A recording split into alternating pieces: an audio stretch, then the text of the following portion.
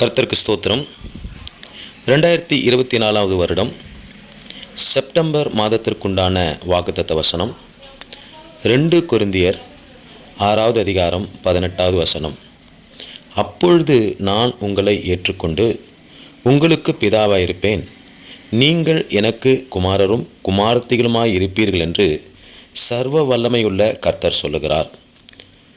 இந்த வசனத்தை நாம் பார்க்கும் பொழுது கர்த்தர், சர்வ வல்லமையுள்ள கர்த்தர் நமக்கு வாக்குத்தத்தம் பண்ணுகிறார். என்னவென்று சொன்னால், 1, அவர் நம்மை ஏற்றுக்கொள்வார். 2, அவர் நமக்கு பிதாவாய் இருப்பார். 3, நாம் அவருடைய குமாரரும் குமாரத்திகளுமாய் இருப்போம். நாம் சர்வ வல்லவருடைய, சகலத்தையும் சிருஷ்டித்த சர்வ வல்லவருடைய குமாரரும் குமாரத்திகளுமாய் இருக்கிறோம். சகலத்தையும் சிருஷ்டித்த சர்வ வல்லமையுள்ள கர்த்தர் நமக்கு பிதாவாய் இருக்கிறார்.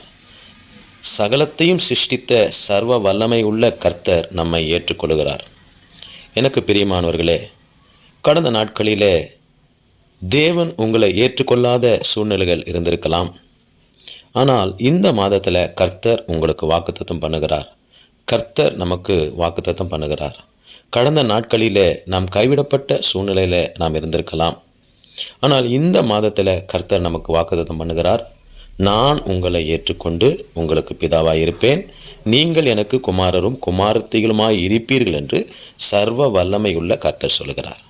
இந்த வாக்குத்தத்தத்தின் பிரகாரமாகவே கர்த்தர் நம்மை ஆசீர்வதிப்பாராக. நாம் ஜெபிப்போம். தகப்பனே, ஆண்டவரே, 2 கொரிந்தியர் 6வது அதிகாரம் 18வது வசனத்தின் பிரகாரம் நீர் எங்களை ஏற்றுக்கொண்டு நீரே எங்களுக்கு பிதாவாய் இருந்து எங்களை உம்முடைய குமாரரும் குமாரத்திகளுமாய் மாற்றி சர்வ வல்லமையுள்ள கர்த்தராய் இருக்கிற நீர் அனுதினமும் எங்களை ஆசீர்வதித்து நடத்துவீராக.